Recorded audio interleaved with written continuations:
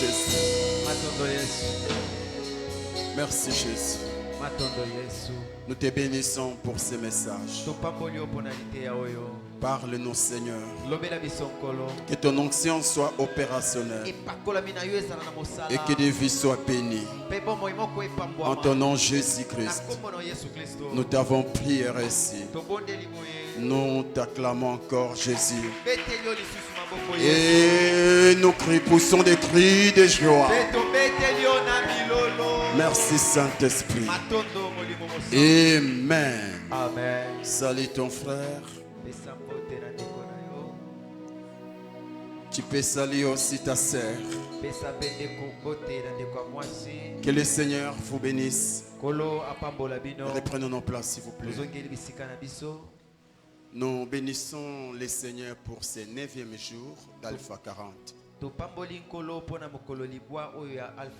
croyons que petit à petit, nous tendons vers la fin. Alléluia. Amen. Nous irons jusqu'au bout. Amen, amen. Amen. Aide-moi à dire à ton voisin, nous irons jusqu'au bout. Alléluia. Amen. Alors ce soir, ce n'est pas nous qui allons apporter la parole. C'est un fils de la maison sur qui le Saint-Esprit a déposé une forte grâce. Nous croyons que cette grâce va nous bénir. Alors je te prie, sois attentif à ces messages. Et Dieu ne te ratera jamais. La personne qui va nous apporter la parole, il est le président du département des gagnants d'âme. Il est celui qui nous aide avec les affiches, y compris les lives et tant de choses. Et nous croyons que nous serons bénis.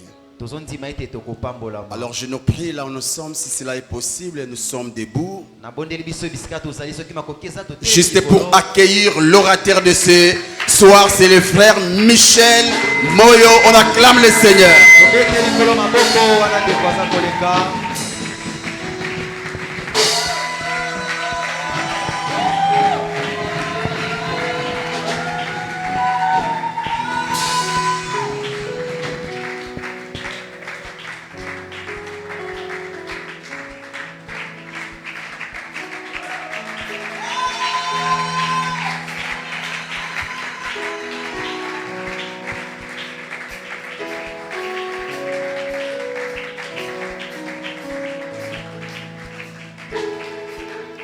Embrasse mon cœur, embrasse mon âme, fais de ma vie une âme de paix.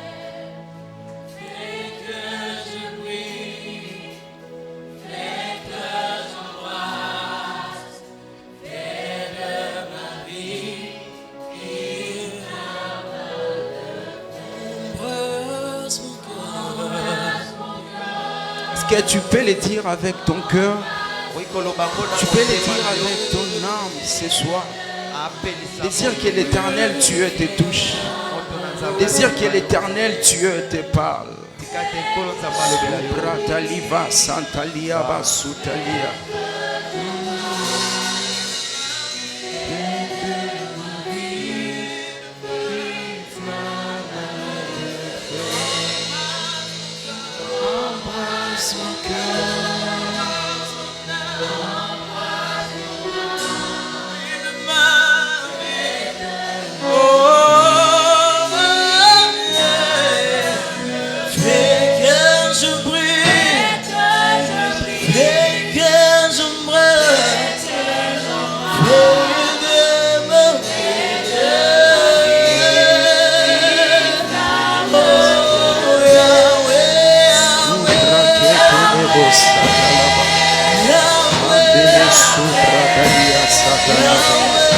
Yahweh, ce soir, nous voulons plus de toi. Yahweh,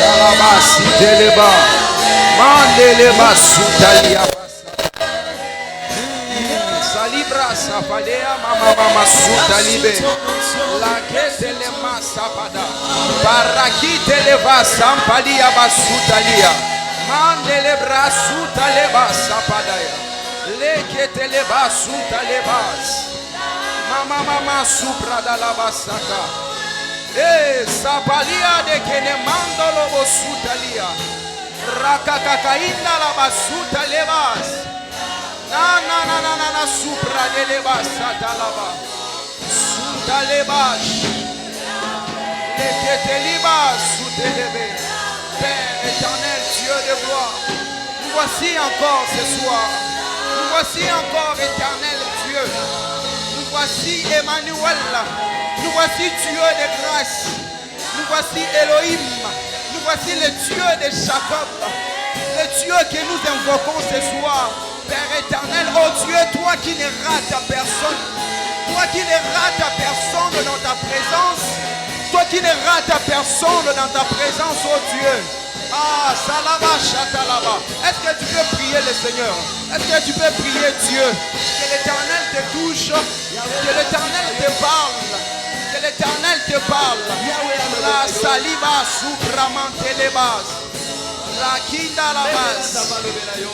Supra de la base.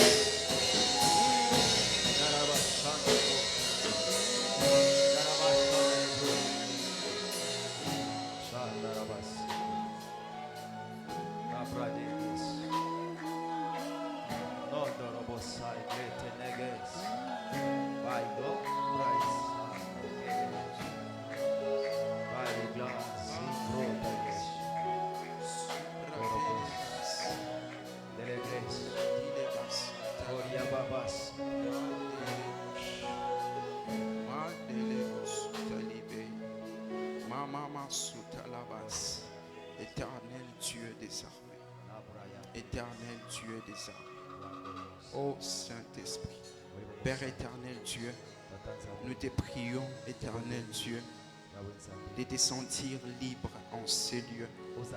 Père éternel, libre de tout mouvement, Seigneur, libre de toute action, Père éternel. Ô Dieu, daigne bénir des vies, Seigneur. Daigne toucher des vies éternelles. Daigne transformer éternel. Car ce n'est pas en vain, éternel Dieu, que l'on peut se réunir dans des moments pareils, éternel Dieu, et rentrer de la même manière qu'on était venu. Seigneur Dieu, nous te prions de prendre possession de ce moment. Nous te prions de prendre possession de cette partie de la parole. De sorte éternelle, ô Dieu, que ce ne soit pas des philosophies humaines qui sortent de ma bouche éternelle, mais une parole puissante qui peut transformer une vie. Ô Dieu, Père, je te prie que lorsque je serai en train de parler éternel, que le Saint-Esprit, Dieu de gloire, amplifie les paroles. Que le Saint-Esprit explique, ô Dieu. Que le Saint-Esprit témoigne, éternel Dieu, de la personne de Jésus-Christ en ce lieu. Laisse que la gloire te revienne à toi et à toi seul, au nom de Jésus-Christ. Est-ce que nous pouvons acclamer le Seigneur? Nous pouvons acclamer le Seigneur. Est-ce que tu peux mieux le faire? Tu peux mieux le faire. Tu peux mieux le faire. Nous acclamons le Dieu de gloire, le Dieu tout-puissant, le Dieu de gloire. L'Éternel est tellement bon. L'Éternel est merveilleux. J'ai béni Dieu pour sa grâce. J'ai béni Dieu pour ce moment. J'ai béni Dieu pour la santé, pour la disponibilité pour ce soir. J'aimerais aussi rendre grâce à Dieu pour la personne de nos parents. J'ai beaucoup de respect pour eux. J'ai beaucoup d'admiration pour eux. Je me rappelle, il y a quelques années passées, j'étais venu en ce lieu. C'était pour ma première fois. Ce jour-là, j'étais le seul invité du jour. Et lorsqu'on m'a demandé, c'était le cordon John qui m'avait reçu le jour-là, je ne sais pas s'il s'en souvient encore. Il m'a demandé si est-ce que je voudrais rester ici. Je lui avais dit que j'avais mon église. Mais quelques années après, je me retrouve ici au-devant de vous pour vous apporter la parole. Dieu est tellement merveilleux. Je bénis Dieu pour mon père, la personne du pasteur Justin Mananga. Quand je suis venu ici, le terme père spirituel était pour moi quelque chose de nouveau. Alors c'était difficile pour moi. Lorsque j'entrais même dans son bureau, c'était tout le temps. J'avais du mal à dire papa. Je disais toujours pasteur. Et un jour, j'ai dit à Dieu, comme ça, Seigneur, moi j'aimerais que cette personne-ci, elle est réellement mon père, que tu puisses me parler. Alors l'Éternel m'a montré tellement de choses. Au-devant de lui, je ne me sens pas comme étant un serviteur, mais je me sens comme étant un fils. Dans cette maison, je ne suis pas d'abord serviteur, mais je suis fils. Je suis fils, et à ceux qui sont fils, le Seigneur sait comment donner la récompense attachée au fils. Et à ceux qui sont serviteurs, le Seigneur sait comment donner la récompense attachée aux serviteurs. Alléluia. Nous allons lire la parole de Dieu. Je suis dans le livre de 1 Samuel, le chapitre 1er. Nous allons aller jusqu'au verset 16. Alors, il y avait un homme de Ramathaïm Tophine de la maison d'Éphraïm nommé Elkana, fils de Jéroam, fils d'Éliu, fils de Tohu, fils de Tsouf, fils d'Éphrasien. Il avait deux femmes, dont l'une s'appelait Anne et l'autre Pénina. Pénina avait des enfants, mais Anne n'en avait point. Chaque année, cet homme montait de la ville de Silo pour se prosterner devant l'Éternel des armées et pour lui offrir des sacrifices. Là se trouvaient les deux fils d'Élie, Ophni et Phiné, sacrificateurs de l'Éternel. Le jour où Elkana offrait son sacrifice, il donnait des portions à Pénina, sa femme, et à tous les fils et à toutes les filles qu'il avait. Mais il donnait à Anne une double portion, car il aimait Anne que l'Éternel avait rendue stérile. Sa rivale lui prodiguait des mortifications pour la porter à s'irriter de ce que l'Éternel l'avait rendue stérile. Et toutes les années, il en était ainsi. Chaque année, Anna montait à la maison de l'Éternel. Pénina la mortifiait de la manière. Alors elle plairait et ne mangeait point. Elkana, son mari, lui dit: Anne, pourquoi plaires-tu et ne manges-tu pas? Pourquoi ton cœur est-il attristé? Est-ce que je ne vaux pas pour toi mieux que 10 enfants? Anne s'éleva après que l'on eut mangé et bu à Silo. Les sacrificateurs Élie étaient assis sur un siège près de l'un des poteaux du temple. Et Élie, et l'amertume dans l'âme, elle pria l'Éternel et versa de pleurs. Et elle fit un vœu à l'Éternel en disant: L'Éternel des armées, si tu daignes regarder l'affliction de ta servante, si tu te souviens de moi et n'oublie point ta servante, et si tu donnes à ta servante un enfant mâle, je le consacrerai à l'Éternel pour tous les jours de sa vie, et le rasoir ne passera point sur sa tête. Comme elle était restée longtemps en prière devant l'Éternel, Élie observa sa bouche. Anna parlait dans son cœur et ne faisait que remuer les lèvres, mais on n'entendait point sa voix. Élie pensa qu'elle était ivre et lui dit: Jusqu'à quand seras-tu dans l'ivresse? Fais passer ton vin. Anna répondit: Non, mon Seigneur, je suis une femme qui souffre en son cœur. Je n'ai bu ni vin ni boisson enivrante, mais je répandais mon âme devant l'Éternel. Ne prends pas ta servante pour une femme pervertie, car c'est l'excès de ma douleur et de mon chagrin qui me fait parler jusqu'à présent. Élie prit la parole et dit: Va en paix, et que l'Éternel exauce la prière que tu lui as adressée. Elle dit: Que ta servante trouve grâce à tes yeux. Et cette femme s'en alla, elle mangea et son visage ne fut plus attristé. Le verset 19. Ils s'élevèrent de bon matin et après s'être prosternés devant l'Éternel, ils s'en retournèrent et revinrent dans leur maison à Rama. Elkana connut sa femme Anne, elle enfanta Et l'Éternel se souvint d'elle, pardon. Dans le cours de l'année, Anne devint enceinte et elle enfanta un fils qu'elle nomma Samuel, car elle dit, je l'ai demandé à l'Éternel. Nous allons lire aussi Psaume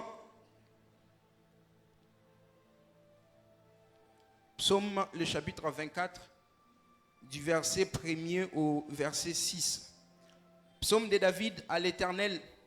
La terre et ce qu'elle renferme, les mondes et ceux qui l'habitent.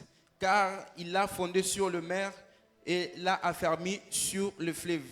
Qui pourra monter à la montagne de l'Éternel? Qui s'élèvera jusqu'à son lieu saint? C'est lui qui a les mains innocentes et le cœur pur. C'est lui qui ne livre pas son âme au mensonge et qui ne jure pas pour tromper. Il obtiendra la bénédiction de l'Éternel, la miséricorde du Dieu de son salut. Voilà le partage de la génération qui invoque l'Éternel, de ceux qui cherchent ta face, ô Dieu de Jacob. Pour ceux qui écrivent, vous allez écrire aussi Hébreux 11, 6, Jacques 4, 3. Alléluia. On peut nous rasseoir, s'il vous plaît. J'ai béni Dieu pour ce marathon. J'ai béni Dieu pour cette communauté, pour la faveur qu'il nous donne comme ça à chaque début de l'année de venir dans sa présence pour venir chercher sa face. Vous savez, étant que chrétiens, l'Éternel a formé sur nous des projets. L'Éternel a formé sur nous des promesses. La parole de Dieu déclare que l'Éternel nous a bénis de toutes sortes de bénédictions dans le lieu céleste. Mais j'apprécie la vision de cette communauté. Parce que à chaque début de l'année, nous venons chercher la face de Dieu. Nous venons ici pour posséder notre année. Ce n'est pas en vain que nous venons ici. Ça fait plus de 6 ans que je suis ici. À chaque fois qu'on passe par des moments d'Alpha 40, j'ai toujours eu des témoignages. L'Éternel a eu toujours à m'amener dans un autre niveau. Et je remercie aussi Dieu pour les thèmes que nous avons choisis pour ces programmes. La foi et la prière. Ce sont des choses qui sont tellement d'une importance capitale que comme étant tout chrétien, nous ne pouvons pas nous passer à côté de cela. Nous ne pouvons pas passer à côté de la foi étant que chrétien. Le fait déjà pour toi que tu sois ici, le fait déjà pour toi que tu puisses quitter ta maison et venir en ces lieux, cela prouve quelque part que tu crois qu'il y a un Dieu qui existe. Tu crois qu'il y a un Dieu qui existe. Alors, une chose aussi, c'est que la prière est d'une importance capitale. La prière est d'une importance capitale dans la vie de tout chrétien. Tu ne peux pas me dire que tu es chrétien alors que tu ne pries pas. Cela serait tellement impossible et tellement improbable pour toi. À chaque fois que nous prosternons, nous passons au devant de l'Éternel pour prier, nous croyons que Dieu existe. La prière est d'une importance capitale car elle nous sert comme ça de conquérir les territoires et de gagner les batailles. Vous allez voir dans les livres de Genèse, le chapitre 17, Amalek, le roi Amalek est venu pour combattre Israël. Moïse vient et il dit à Josué, Moïse est en train de dire à Josué, va dans la vallée, va combattre Amalek. Et moi et Aaron, nous resterons ici pour élever.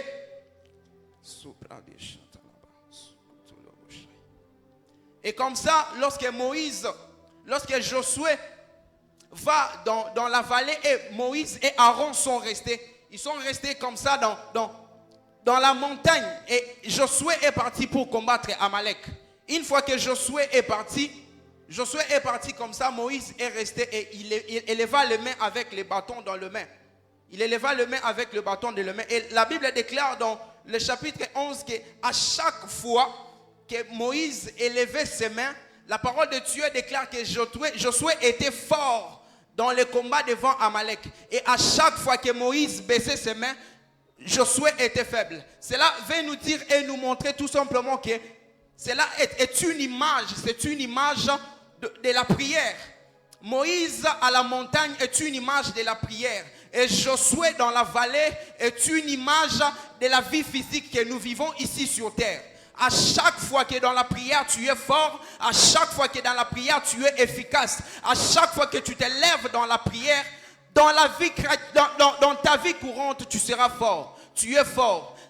Nous savons très bien que, étant que chrétiens, la vie physique que nous menons est conditionnée par les réalités du monde spirituel. Si tu veux être fort dans le monde spirituel, tu dois comme ça être efficace. Si tu veux être fort dans le monde physique, tu dois être efficace dans le monde spirituel. Montre-moi ton niveau de vie spirituelle et je te dirai quelle vie est-ce que tu es en train de mener. Si aujourd'hui tu es en train de perdre des batailles, si aujourd'hui devant Goliath, devant toute situation compliquée de ta vie, tu es en train de fléchir des genoux, tu es en train de te compliquer, c'est parce que quelque part dans ta vie, tu n'as pas une vie de prière efficace. C'est parce que quelque part dans ta vie, tu n'as pas une vie de prière efficace. Alors, comme étant tout chrétien, nous devons savoir comment prier l'Éternel. Nous devons savoir comment nous prosterner devant Dieu. Nous devons savoir comment est-ce que chercher la face de l'Éternel. Car lorsque nous cherchons la face de Dieu, lorsque nous cherchons la face de l'Éternel, nous arrivons comme ça à gagner des batailles. Nous arrivons comme ça à gagner des combats. Comme étant tout chrétien, comme étant tout enfant de Dieu, comme étant toute personne sortant de la lignée de Jésus-Christ, il y a des destinées, il y a des projets, il y a des promesses qui sont formées sur nous. Mais bien aimé, j'aimerais te dire et te rassurer que toutes ces choses ne peuvent se réaliser que si tu sais comment prier. Si tu ne sais pas comment prier, je te rassure que même s'il y a combien de promesses sur toi, tu n'arriveras pas à vivre les promesses de Dieu sur ta vie. Alors, moi j'ai béni l'Éternel de nous avoir donné ce genre de leaders qui nous apprennent comme ça comment chercher la face de l'Éternel. La prière par définition, j'aime la définition, c'est une définition la plus simple de toutes et nous la connaissons tous. La prière par définition, c'est un dialogue entre l'homme et Dieu. La prière est un dialogue entre l'homme et Dieu. Mais vous allez voir, même dans la relation de tout le monde, la relation de tous les jours, il y a des personnes avec qui on n'arrive pas à converser. Il y a des personnes avec qui si on passe des temps, c'est tellement ennuyant qu'on veut tout simplement se débarrasser d'eux. Il y a certaines personnes, quand ils viennent te voir à la maison, tu pries seulement dans ton cœur, Seigneur, fais en sorte qu'ils partent. Fais en sorte qu'ils partent. Mais il y a de ceux-là, quand vous êtes ensemble, vous avez l'impression comme si le temps passe assez vite. Le temps passe assez vite. C'est une relation qui est basée sur l'intimité. Lorsque vous avez une personne avec qui parler, lorsque vous avez une personne avec qui partager des choses, lorsque vous avez des centres d'intérêt, vous allez comprendre comme ça que ce serait beaucoup plus facile pour vous de passer beaucoup plus de temps. Mais lorsque vous n'avez pas de centres d'intérêt, lorsque vous n'avez pas de choses en commun, c'est difficile pour vous. C'est difficile. Vous allez voir que ça vous ennuie de parler avec la personne. C'est ainsi aussi avec certains chrétiens. Certains chrétiens, pour eux, la prière est une punition. La prière est une punition. Vous allez voir quelqu'un, vous pouvez être là, vous parlez de tout et du n'importe quoi. Mais lorsqu'il s'agit tout simplement de prier, lorsque vous annoncez les mots prière, la personne commence à se sentir embêtée et dérangée. C'est qu'il y a un problème quelque part. Il y a un problème quelque part dans ta vie chrétienne. Alors, pour pallier à ces choses, j'aimerais nous donner 5 principes, 5 clés qui vont nous permettre comme ça d'être des prières efficaces. Vous savez, la prière, un homme de prière n'est pas quelqu'un qui prie au ton d'air. Tu ne peux pas me dire que tu es un homme de prière si tu passes 5 heures, 6 heures du temps dans la prière. On reconnaît un homme de prière par les résultats. On reconnaît un homme de prière par l'exaucement. Ce n'est pas parce que tu passes ton temps à parler en langue des airs et des airs que tu vas me dire que tu es un homme de prière. Non, c'est faux. Un homme de prière, on le reconnaît par des résultats. Comment est-ce que tu peux passer des heures et des heures dans la présence de Dieu, mais ton caractère qui est tellement mauvais, tu n'arrives pas à changer? Comment est-ce que tu peux passer des heures et des heures dans la présence de Dieu, mais des situations qui sont tellement simples, tellement faciles pour toi, ça devient tout le temps compliqué. C'est tout le temps que toi, tu te mets toujours en danger. Tu te mets toujours dans des situations compliquées.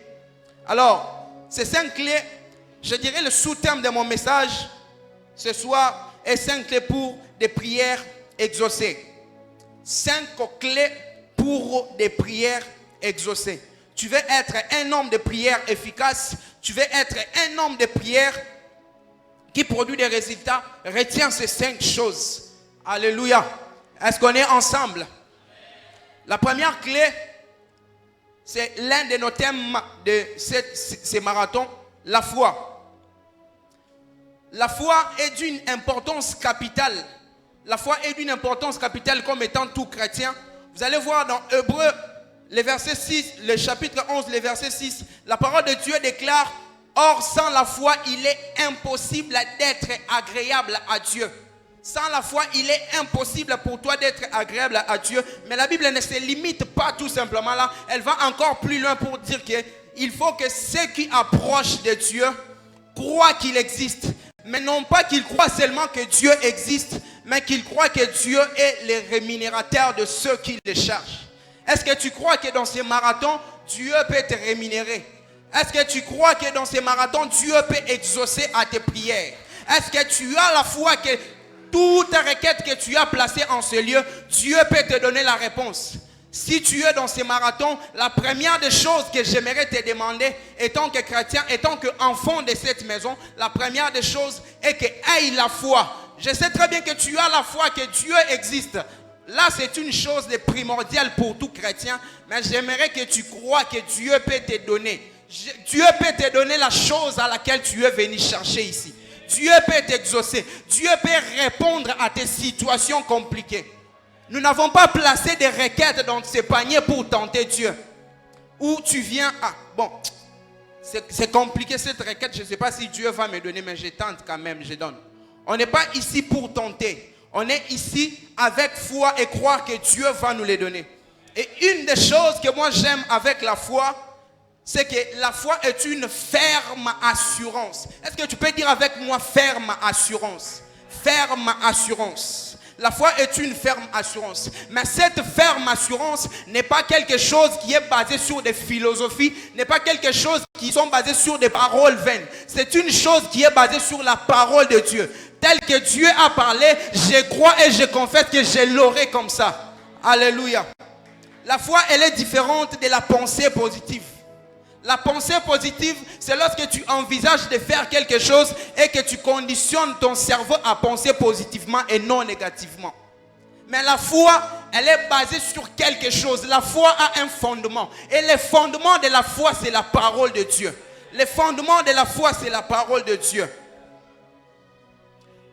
Si je peux donner un exemple, nous avons l'exemple d'Abraham. Abraham a souffert pendant des années, il a prié à l'Éternel demandant un enfant. Puis l'Éternel exauce quand même sa prière en donnant à Abraham Isaac. Puis à un certain moment, Dieu vient encore. L'enfant pour lequel j'ai souffert pendant autant d'années, l'Éternel vient et dit à Abraham: prends ton unique Isaac et offre-moi en sacrifice. J'ai aimé la réaction d'Abraham. Abraham est venu avec toute assurance, il a pris Isaac. Si on pouvait nous montrer cette vidéo, si on pouvait nous montrer la réaction d'Abraham, Abraham n'a pas eu d'inquiétude. Abraham n'a pas eu de lamentation pour dire à Dieu que l'Éternel, je t'ai cherché pendant autant d'années. Éternel, je t'ai cherché pendant plusieurs années pour avoir cet enfant. Et c'est l'unique que j'ai que tu viens encore me demander. Abraham avait une assurance. Abraham avait une assurance. Pourquoi Abraham avait une assurance? Parce qu'il croit fortement à la parole de Dieu. C'est ce même Dieu-là qui a dit à Abraham, lorsque Sarah a voulu chasser sa servante avec son enfant, elle vient au devant d'Abraham et dit à Abraham: j'aimerais pas que cet enfant puisse hériter avec mon enfant. Alors Abraham s'est mis en tristesse et dit: pourquoi cette femme veut faire des choses pareilles? L'Éternel lui dit: ne t'attriste pas. Exauce la requête de ta femme, parce que cet enfant n'héritera pas. Ce n'est pas de cet enfant que sortira la lignée, la descendance que moi je t'ai promis, mais la descendance sortira d'Isaac, le fils que moi je t'ai donné. Abraham savait, il avait cette confiance, cette conviction, cette assurance que c'était d'Isaac qu'allait sortir la progéniture. Alors comment Dieu vient encore demander ce même Isaac-là? Quelque part, Abraham sait que lorsque j'irai offrir un sacrifice, parce que l'Éternel m'a promis que c'est d'Isaac sortira la progéniture, Isaac ne mourra pas. Isaac ne mourra pas. Alors il vient avec certitude. Il vient avec certitude, avec assurance. Lorsque son fils lui demande, Père, on a tout vu, il y a le bois, il y a tout, mais où est le sacrifice? Abraham lui dit, l'Éternel lui-même pourvoira les sacrifices. Il avait tellement confiance en Dieu. Il avait tellement confiance en Dieu parce que Dieu lui avait déjà donné une parole. C'est d'Isaac et d'Isaac que sortira la progéniture. La confiance en Dieu. La foi est une confiance en Dieu. Toi maintenant, quand tu vois, tu constates ta vie, tu analyses ta vie, tu regardes par rapport aux païens, les païens plairent et toi aussi tu plaires. Les païens sont dans les lamentations et toi aussi tu es dans des lamentations. Les païens sont dans des inquiétudes et toi aussi tu es dans des inquiétudes. J'aimerais te poser la question, est-ce que tu as la foi en Dieu? Est-ce que tu as la foi en Dieu? Si réellement tu croyais en Dieu, tu allais avoir de l'assurance. Là, c'est le premier point par rapport aux 5 clés de prière exaucées. Le deuxième point, c'est la sanctification. Nous venons de lire dans le livre des psaumes, le chapitre 24. La parole de Dieu déclare, qui pourra monter à la montagne de l'Éternel? Qui s'élèvera jusqu'en son lieu saint? Quelle est cette personne qui entrera dans les saints des saints? Dans la présence de Dieu. Quelle est cette personne-là? À qui est-ce que l'Éternel peut exaucer? Vous savez, dans la Bible, souvent lorsqu'on parle de la montagne de Dieu, on parle de sa présence. On parle de sa présence. Alors, Psaume nous répond en disant, c'est celui qui a les mains pures, les mains innocentes et le cœur pur. C'est lui qui ne livre pas son âme au mensonge et qui ne jure pas pour tromper. Tu es dans ces marathons, tu as placé des requêtes ici, tu as demandé tellement de choses. Est-ce que as-tu demandé Dieu de te délivrer de ces mauvais caractères que tu as? As-tu demandé à Dieu de te délivrer de ces péchés que tu as? Bien-aimés frères et sœurs, ne nous voilons pas la face. Dieu n'exauce pas de pécheurs. Dieu n'exauce pas de pécheurs. Comment peux-tu gêner avec le cœur si mauvais que tu as? Comment peux-tu gêner avec autant de jalousie, d'orgueil que tu as? Pour toi, la première des prières que tu devrais faire, c'est que l'Éternel puisse te délivrer de ces mauvais caractères. La première des prières que tu devrais faire, c'est que l'Éternel puisse te délivrer de ces péchés chéris que tu as. Comment peux-tu venir avec des requêtes? Tu places autant de requêtes, tu demandes tellement de choses, mais tu oublies de demander pour tes péchés. Tu oublies de demander pour tes péchés. Et pour toi encore qui n'as pas encore reçu Seigneur Jésus-Christ dans ta vie comme Seigneur et Sauveur, c'est encore plus grave pour toi. En fait, tout ce dont on est en train de parler ici, ça ne te concerne même pas. Les promesses dont on est en train de dire ici, ça ne te concerne même pas. Pour toi, la seule prière que tu devrais avoir, c'est que Seigneur, pardonne mes péchés. Seigneur, pardonne mes péchés. Fais en sorte que je puisse devenir ton enfant. Alors, j'aimerais t'inviter, si tu veux placer des requêtes dans ces paniers et que tu as oublié les péchés, les mauvais caractères que tu as, viens ajouter. Viens ajouter, s'il te plaît. Dieu n'exauce pas le péché. Dieu n'exauce pas le péché. Si je peux donner une anecdote, imaginez qu'après ce culte, un fou venait ici et il venait voir le pasteur. Je pense bien qu'à la porte, les frères Emma et les frères Élie vont l'empêcher. Puisque vu déjà la saleté que le fou a, on n'aimerait pas que le fou puisse entrer dans le bureau. Maintenant, comment toi, avec tes mains sales, comment toi, avec ta mauvaise vie, comment toi, avec ton mauvais comportement, tu veux entrer dans la présence de Dieu? Raison pour laquelle Dieu a placé des chérubins protecteurs. Raison pour laquelle Dieu a placé les chérubins protecteurs.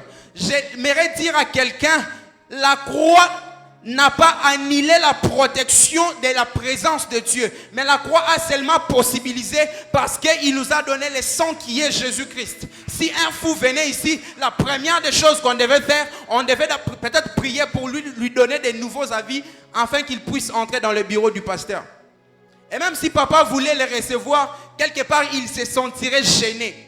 J'aimerais te dire que quelquefois l'Éternel se sent gêné quand il est avec toi. Parce que ta vie est tellement sale. Ta vie est tellement en désordre que quand tu entres dans la présence de Dieu, Dieu est gêné. Dieu est gêné. Alléluia. la sanctification. Tu veux avoir des prières qui sont exaucées. Sache comment mettre en ordre ta vie. Mets en ordre ta vie par rapport à la parole de Dieu. Mets en ordre ta vie par rapport à la parole de Dieu. La troisième des choses, c'est l'amour envers Dieu. C'est l'amour envers Dieu. Il y a des chrétiens qui viennent, donc il y a prié en tu commences directement, l'Éternel donne-moi, Éternel donne-moi. Est-ce que c'est de ça que l'Éternel a besoin? C'est de ça que l'Éternel a besoin.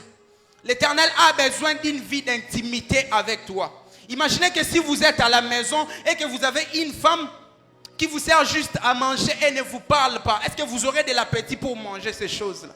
Vous aurez de l'appétit pour manger ces choses. Toi, tes prières, c'est tout le temps demander. Tu es un commandeur. Mais est-ce que aimes-tu Dieu? Aimes-tu Dieu? On reconnaît les personnes qui aiment Dieu par l'humilité, par la justice. Ceux qui aiment Dieu aiment la justice et haïssent l'iniquité. Ceux qui aiment Dieu aiment la justice et haïssent l'iniquité.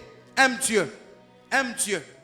Et ce n'est même pas question d'être hypocrite au devant de Dieu. Si tu n'aimes pas Dieu, ton cœur témoigne que tu n'aimes pas Dieu. Si tu n'aimes pas Dieu, ton cœur témoignera que tu n'aimes pas Dieu. À quel pourcentage est-ce que aimes-tu Dieu? J'ai aimé une sœur, lorsqu'elle s'est convertie, on parlait tout le temps de l'amour de Dieu et tout. Elle est venue une fois en prière et elle dit, Seigneur, vraiment en tout cas, pour être franc avec toi, moi je ne pense pas que je t'aime. L'amour dont on est en train de parler là, moi je ne pense pas que je suis amoureuse de toi comme ça.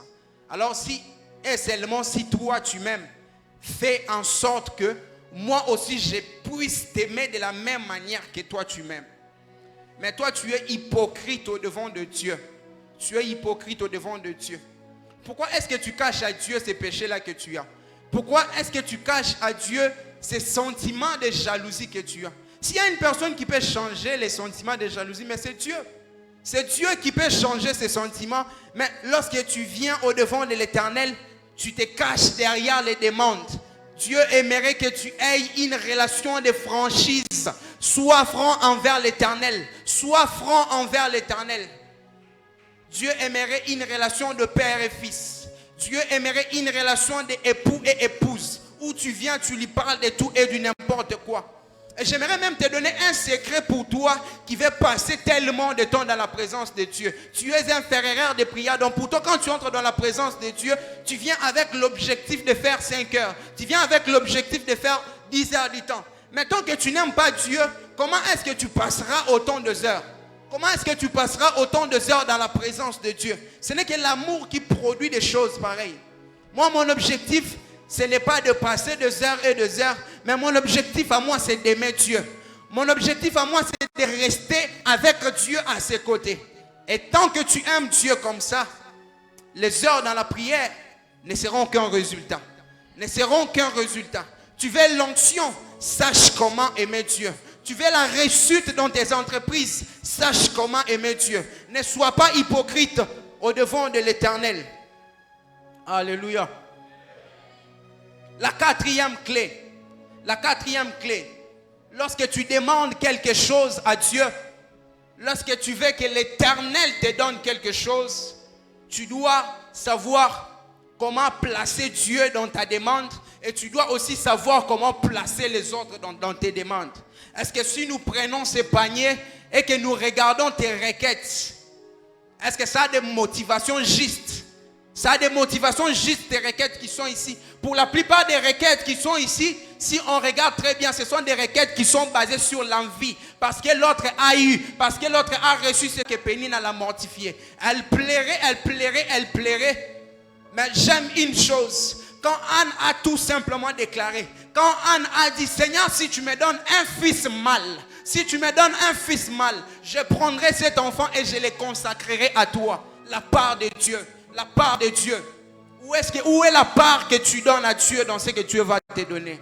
Est-ce que lorsque Dieu va te donner ce que tu veux là, tu vas fuir l'église? Mais si et seulement si tu te décides, tu dis à Dieu, Seigneur, si tu me donnes, Seigneur, si tu me donnes ce que moi je demande, je te promets quelque chose. Je te promets quelque chose. La part de Dieu. La part de Dieu. N'aille pas des demandes égoïstes où tu ne pries que pour toi-même. Tu es comme Samson, ayant l'onction, mais il n'utilise que l'onction pour payer ses dettes. Samson n'a jamais utilisé son onction pour la cause d'Israël. À chaque fois quand Samson utilise son onction, c'est juste pour soi-même. Aujourd'hui, nous avons les vents des prophétiques et tout et tout. Toi, tu veux les prophétiques. Qu'est-ce que tu veux faire avec les dons de la prophétie? Qu'est-ce que tu veux faire avec les dons de la révélation?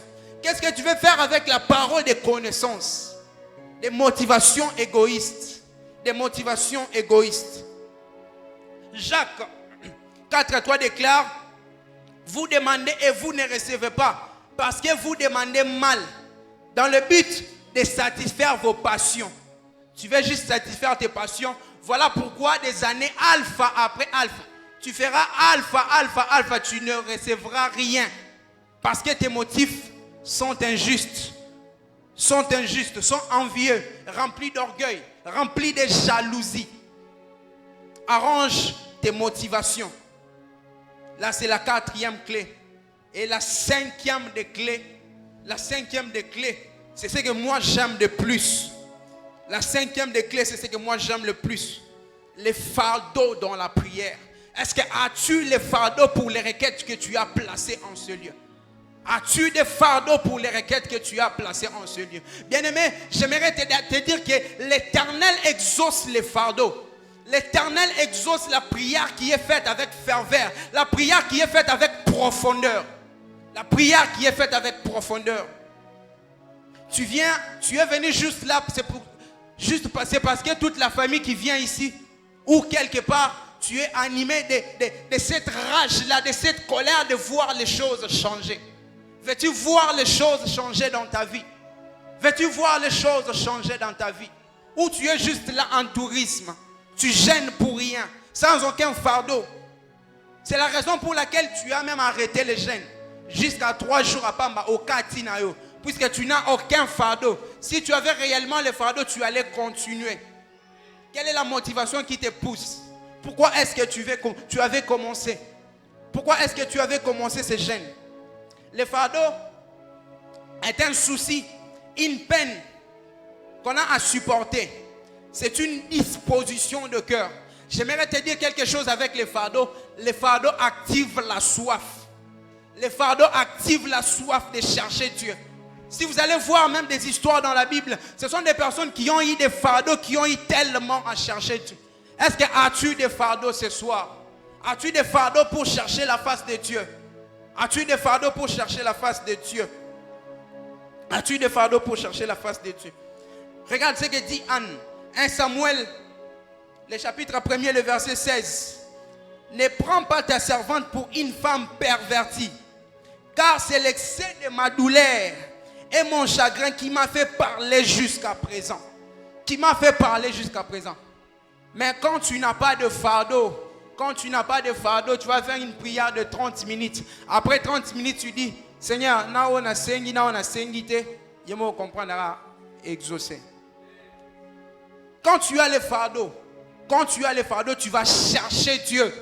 Quand tu as les fardeaux, tu vas chercher Dieu. Jacob était tellement fatigué de sa vie. Jacob était tellement fatigué que son frère pousse le poursuivre derrière. Le jour où il a rencontré Dieu, Dieu lui dit, laisse-moi partir car bientôt il fera tôt. Il sera matin. Jacob lui dit, je ne te laisserai pas partir sans que tu ne m'aies pas béni. Sans que tu ne m'aies pas béni. Bien-aimé, tant que tu n'as pas encore versé toutes tes larmes, tant que tu n'as pas encore déversé au-devant de l'Éternel tous tes problèmes, je t'interdis de laisser. Je t'interdis d'abandonner de chercher Dieu. Je t'interdis d'abandonner de chercher Dieu. Il faut que tu cherches Dieu. Il faut que tu cherches Dieu face à ton problème. Il faut que tu cherches Dieu face à tes difficultés. Et Dieu est même allé très loin. Il est allé très loin. Il va prendre Jacob, il va le frapper à la moitié de la hanche. Et malgré cette douleur, malgré cette difficulté, Jacob va dire, je ne te laisserai point sans que tu ne m'aies béni. Je ne te laisserai point sans que tu ne m'aies béni. De toutes les façons, est-ce que la vie que tu es en train de mener, c'est réellement la vie que tu devais vivre? C'est réellement la vie que tu devais vivre. Alors pourquoi jusqu'à présent tardes-tu à te mettre en colère? Pourquoi jusqu'à présent tardes-tu à te mettre en colère face à cette difficulté? Jusqu'à présent tu as autant d'années et tu n'as point d'enfant. Tu te plais de ta taille. Tu te plais de ta taille. J'aimerais te dire, il y a un jour où Pénina viendra te mortifier. Il y aura un jour où Pénina viendra te mortifier. Tu es un homme de Dieu, tu ne veux pas chercher l'onction. Tu ne veux pas payer le prix pour payer l'onction. Sache qu'un jour on va t'humilier en public. Homme de Dieu, j'aimerais te dire, un jour tu seras humilié en public. Tu seras humilié en public et tu auras les fardeaux. Tu auras les fardeaux. Car pour certaines personnes, il faut d'abord qu'on puisse vous mortifier. Il faut qu'on puisse vous mortifier pour que tu cherches l'Éternel. Pour que tu cherches l'Éternel. Un jour, Télé Osborne quitte son pays et il va en Inde pour évangéliser. Plusieurs malades viennent au-devant de lui. Il prie pour le malade, personne n'est guéri. Ça l'a mis en colère. Ça l'a mis tellement en colère, il est retourné aux États-Unis. Cherchez Dieu. Cherchez Dieu l'Éternel. Pourquoi est-ce que tu m'as fait une chose pareille? Et l'Éternel lui dit, vas-y, je t'ai répondu. Je t'ai répondu. Il y a une chose que tu ne sais pas. C'est que Dieu a à te donner à tellement de la valeur. Il veut se rassurer que si tu veux réellement ce que tu demandes. Est-ce que veux-tu réellement ce que tu demandes? Veux-tu réellement la requête que tu as placée dans ces paniers? Est-ce que tu as pour toi-même, tu te dis, ah non mon cher, laisse, ça va passer. Ça va passer. Mais quelque part dans ton cœur, tu dis, insiste. Ainsi tu insistes seulement, je vais rester, je vais. Dans un bon mot, ce qu'on insistera dans un bon mot. Mais toi quand on dit, ah, tika non. C'est ce que l'Éternel a fait. Il a voulu voir la détermination. Es-tu déterminé? Es-tu déterminé? Es-tu déterminé? Pendant que j'étais en train de préparer ce moment, je suis allé m'enfermer quelque part. Et bizarrement, là où on m'a placé, il y avait une maternité à côté. Mais j'ai été dérangé à un niveau comme pas possible.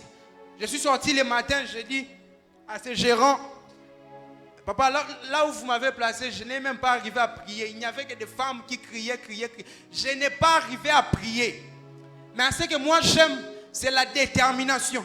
Vous savez, à la maternité, il n'y a qu'une seule chose. Il faut que l'enfant sorte. Tant que moi, n'abimité, on ne va pas rentrer à la maison. J'aimerais que ça soit ta prière. Tant que tu ne reçois pas la solution à ton problème, tant que tu n'as pas l'exaucement, on ne sort pas de ces moments de prière. On ne va pas sortir de ces moments de prière. On ne sort pas. Il faut que Dieu donne de l'exaucement. Il faut que Dieu donne de l'exaucement. J'ai entendu quelqu'un dire, la chanson, il est hors de question que tu passes à me toucher, c'est de l'impolitesse. Mon frère, j'aimerais te dire que si tu ne comprends pas, arrête de parler. Si tu ne comprends pas, arrête de parler. Nous sommes tellement déterminés. Nous avons tellement la rage de voir les choses changer que nous pouvons payer tous les prix possibles. Nous pouvons payer tous les prix possibles. Nous pouvons payer tous les prix possibles. Je t'interdis de sortir de ces marathons tels que tu étais entré. Je t'interdis. Les fardeaux activent la soif. Les fardeaux activent la soif. Daniel, j'aimerais dire plutôt, les fardeaux émanent d'une chose, de la prise de conscience. Jusque-là, si tu n'arrives pas à payer le prix par rapport à ce que Dieu a à te donner, c'est parce que tu ne connais pas l'importance de cela. Tu ne connais pas l'importance d'avoir des enfants. Tu ne connais pas l'importance d'avoir un bon travail qui te rémunère. Tu ne connais pas l'importance d'avoir de l'onction. Voilà pourquoi tu ne payes pas les prix. Voilà pourquoi tu ne payes pas les prix. Voilà pourquoi tu ne payes pas les prix. Si tu savais réellement l'importance de cela, tu allais payer les prix nécessaires. Si tu savais l'importance de cela, tu allais payer les prix nécessaires. Tu allais payer les prix nécessaires. J'aimerais t'inviter pendant ce marathon. Ne reste pas. Ne reste pas dans ton coin. Ne reste pas avec tes vieilles habitudes. Ne reste pas avec tes vieilles habitudes où tu ne pries que, je ne sais pas moi, quelques heures du temps. J'aimerais que tu puisses payer les prix.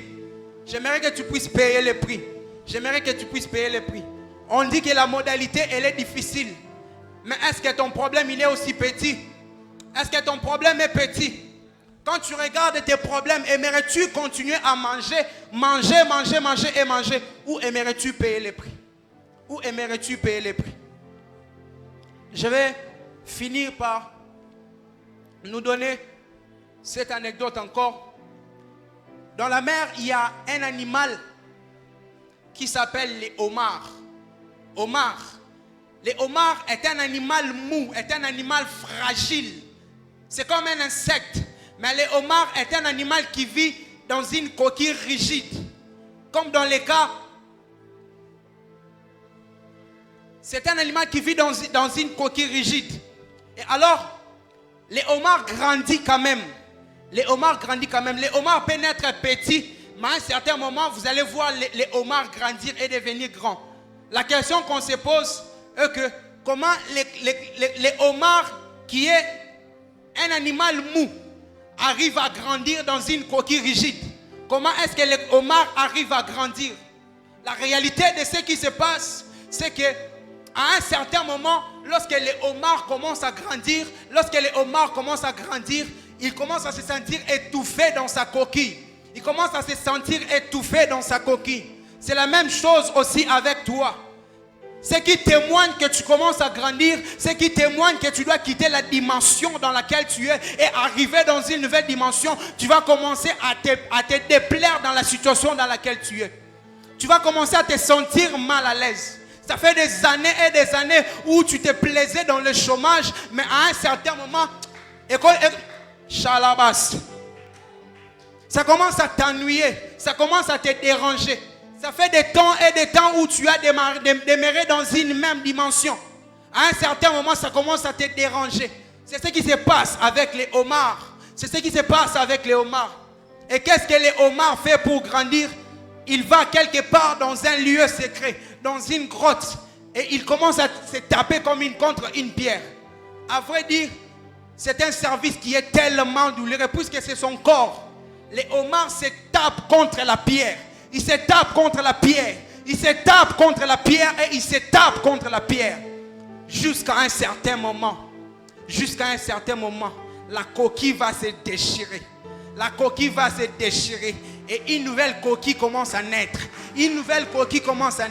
J'aimerais te dire que ce que tu ressens, ça témoigne une nouvelle dimension. Ce que tu ressens, ça témoigne quelque chose de nouveau qui est sur le point d'arriver. Mais ça te demande de payer le prix. Se taper contre une pierre n'est pas une chose qui est facile. Se taper contre une pierre n'est pas une chose qui est facile. Bien-aimé, j'aimerais te dire que le prix à payer pour la prochaine dimension n'est pas un prix qui est facile. Tu dois payer le prix. Si tu veux voir les choses changer dans ta vie, j'aimerais te dire, tu dois payer le prix. Et tu dois payer le prix. Si tu veux réellement voir les changements, il est temps pour toi. La modalité n'est pas facile, mais tu dois payer le prix. Tu dois payer le prix de chercher Dieu. Tu dois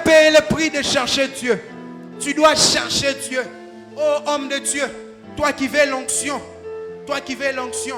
tu dois chercher Dieu.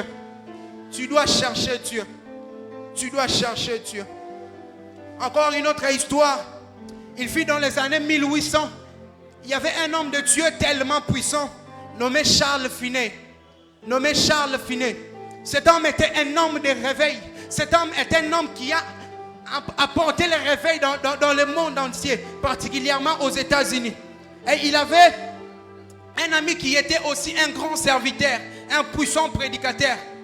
Et à un certain moment, cet homme a commencé à avoir la passion des âmes. À un certain moment, au culte comme ça, on ne voyait plus l'homme de Dieu venir au culte. Quand on demande pour savoir ce qui se passe, l'homme de Dieu commençait à aller de retraite en retraite. Non pas pour demander l'onction ou quoi que ce soit. Seigneur, sauve les âmes.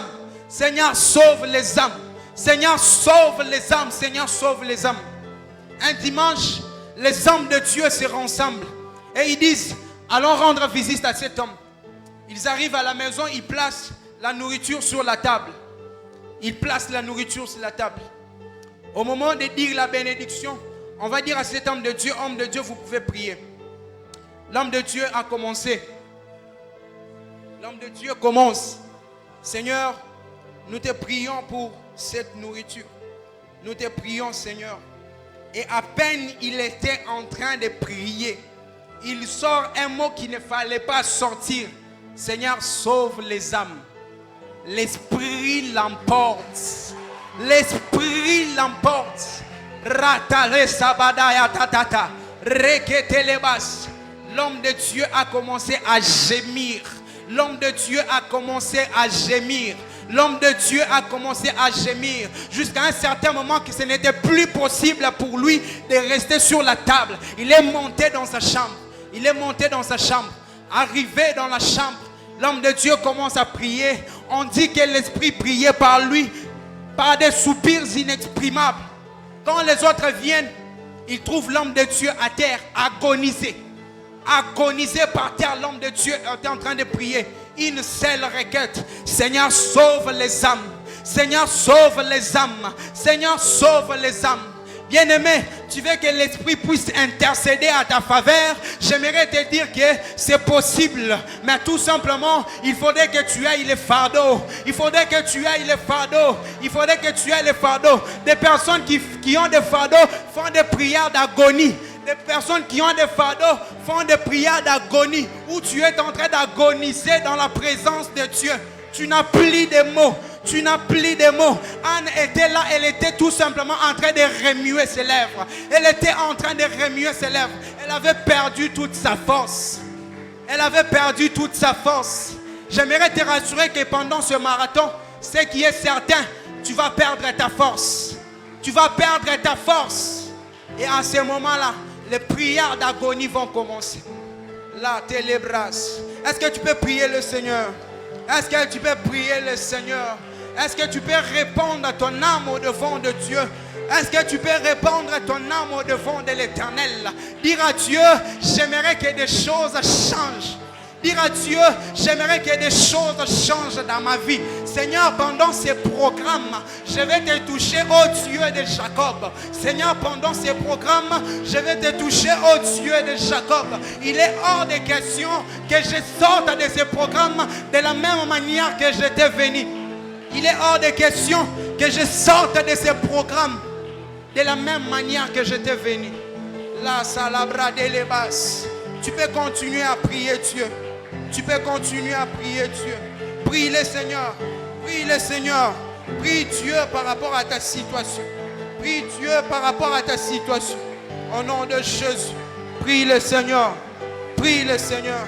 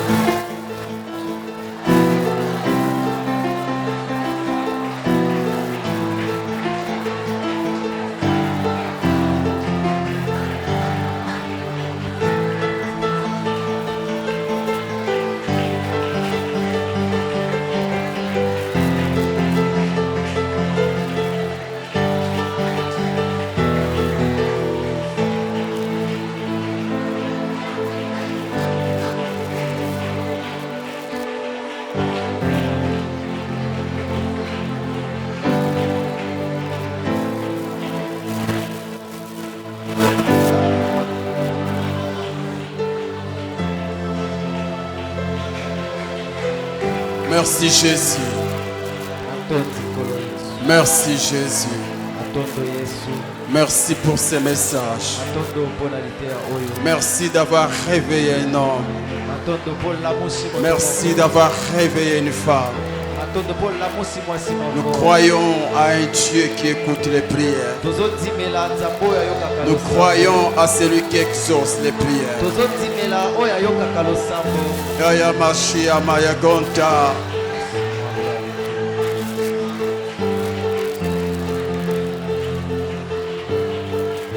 Merci Jésus.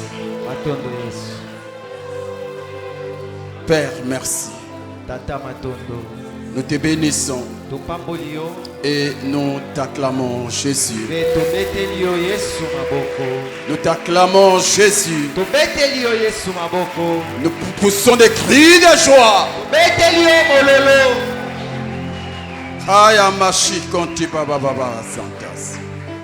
Avant de passer au service des offrandes, nous allons écouter 3 témoignages. Alléluia. 3 témoignages qui vont nous encourager à chercher encore le Seigneur. Nous croyons à un Dieu qui exauce les prières. Alléluia. Amen. Est-ce que la sœur Noéla Masuta est présente? La sœur Noéla Masuta, nous allons témoigner à ta place, mais nous mérites quand même te voir. Si tu es là, tu peux te tenir debout, la sœur Noéla Masuta.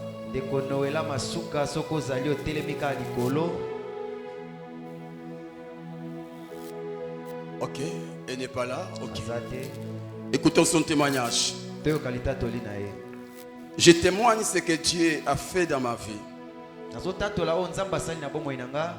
J'avais un problème de frais scolaires, c'est-à-dire je n'avais pas la totalité des frais demandés à l'école. Lorsque les mardis passés, le pasteur nous a parlé des enveloppes, donc des offrandes spéciales.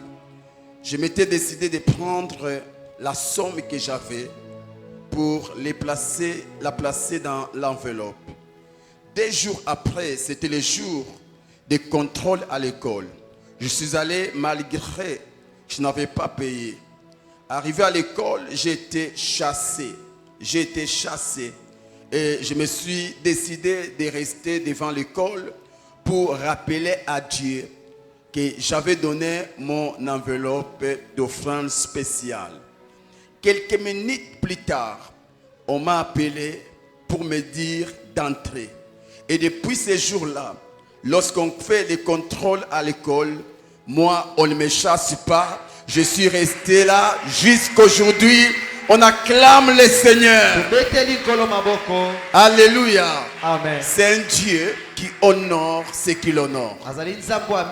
La sœur avait un sérieux problème de frais scolaires. Mais elle a juste pris 3000 francs. Elle l'a placé dans l'enveloppe. Et c'est 3000 francs qui a intervenu à sa faveur. Aujourd'hui, elle est à l'école alors qu'elle n'a pas fini les frais scolaires. On acclame les dieux.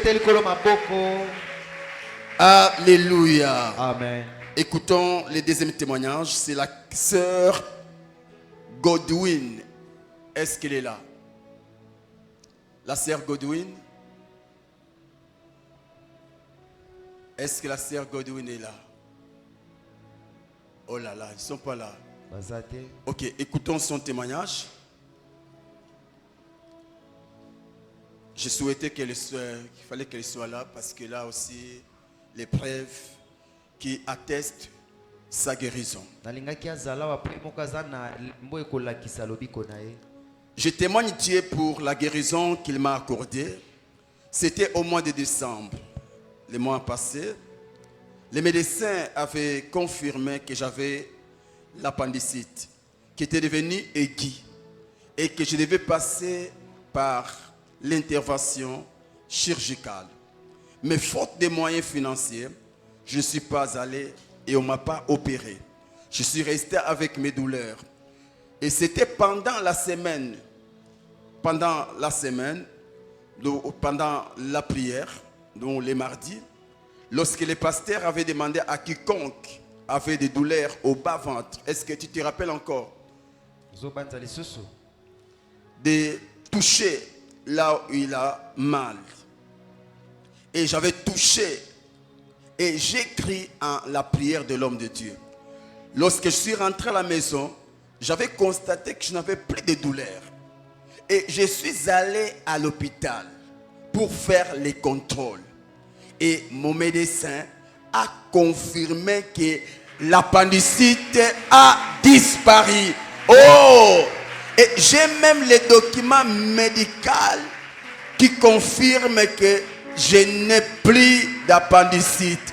Oh, notre Dieu, c'est un Dieu qui guérit miraculeusement. Ah oui, il est capable de faire disparaître les myomes. Je lève ma main droite.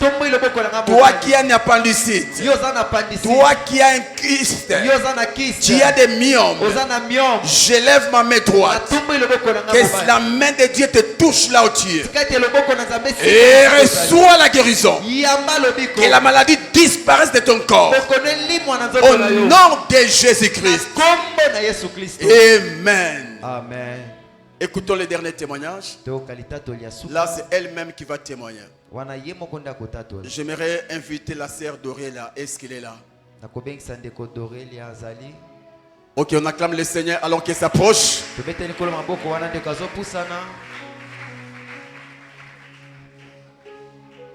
Ok, pendant quelques minutes. Ah, il y a un micro. Ok. Donne-nous ton témoignage. Bonsoir, peuple de Dieu. Je me réponds au nom de la sœur Dorélia Mboyi. C'était le samedi matin, je revenais d'un programme de prière et je devais me rendre chez mon grand frère pour récupérer quelques habits que j'avais laissés là-bas pour rentrer à la maison. Je pris le transport, je suis descendue, je devais prendre la moto pour arriver là où mon frère était.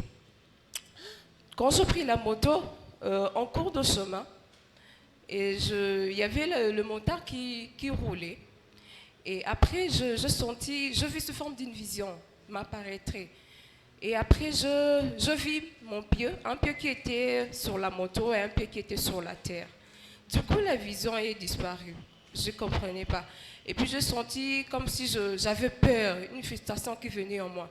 Du coup, le Saint-Esprit me disait de parler en langue. Je commençais à parler en langue.